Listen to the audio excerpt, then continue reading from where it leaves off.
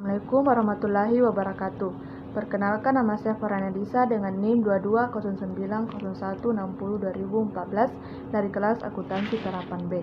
Di sini saya akan menjelaskan tugas tentang pengujian hipotesis komparatif sampel kecil untuk memenuhi tugas UTS.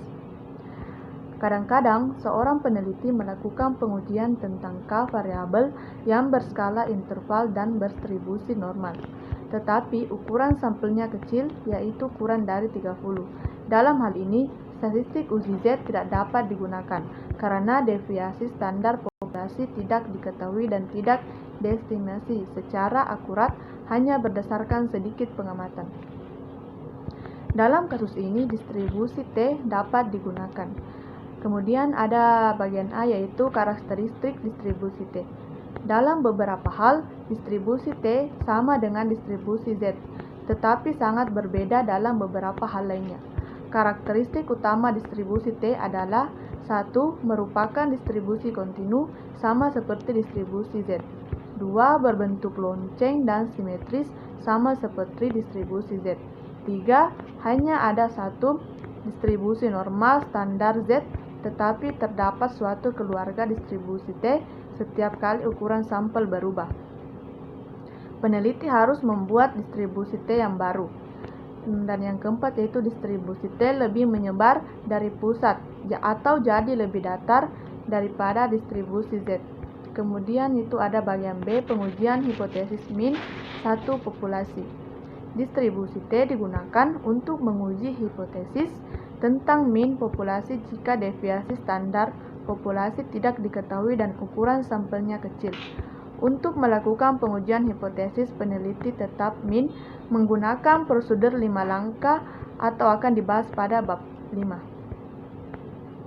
Ada contoh soalnya, yaitu penelitian dilakukan untuk mengetahui kemampuan mengajar guru SD di Kabupaten Mayapada. Peneliti menyebar instrumen kepada 61 supervisor yang digunakan untuk menilai kemampuan mengajar guru. Jumlah item dalam instrumen tersebut ada 15 item dengan 4 skala penilaian, yakni 4 sangat baik, 3 baik, 2 cukup baik, dan 1 kurang baik. Jawabannya yaitu ada dengan 1 dengan uji pihak kiri. Langkah 1 yaitu nyatakan HO dan H. Sesuai dengan pernyataan 1, diketahui HO menyatakan kemampuan mengajar guru paling rendah 70%. Dari rata-rata nilai ideal, HO sama dengan MU kurang lebih dari 42%. Sedangkan HA menyatakan kemampuan mengajar guru paling tinggi 70% dari rata-rata nilai ideal.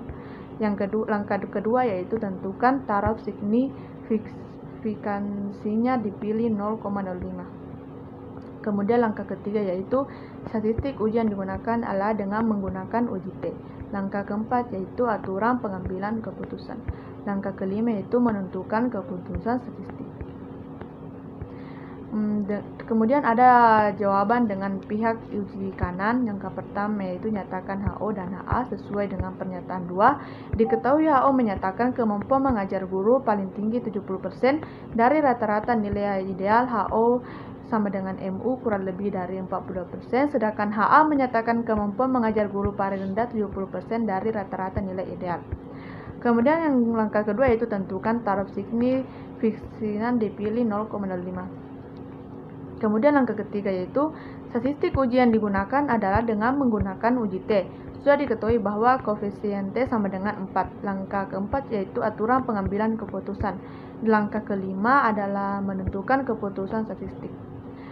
Kemudian ada bagian C yaitu membandingkan dua min populasi.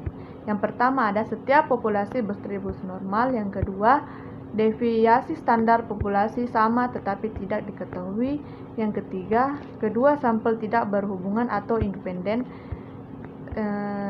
Kemudian statistik T untuk kasus 2 sampel adalah sama dengan untuk statistik Z.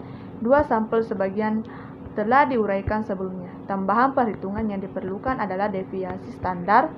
Kedua sampel digabungkan untuk mendapatkan penduga deviasi standar.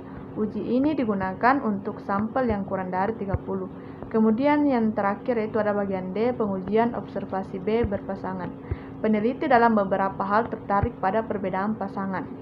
Pasangan hasil pengamatan, misalnya mereka yang mengikuti latihan fitness ditimbang berat badannya sebelum dan sesudah mengikuti latihan. Tujuan dari percobaan adalah untuk mengetahui keefektifan latihan fitness dalam menurunkan berat badan. Jadi uji T digunakan untuk mengetahui berapa berat badan berkurang, bukan untuk mengetahui perbedaan rata-rata berat badan. Uji yang digunakan dalam kasus ini didasarkan pada perbedaan nilai pasangan observasi, bukan pada nilai observasi setiap individu populasi. Perbedaan data berpasangan ini diasumsikan berdistribusi normal dengan deviasi standar tidak diketahui. Baik, itulah yang dapat saya jelaskan. Terima kasih. Assalamualaikum warahmatullahi wabarakatuh.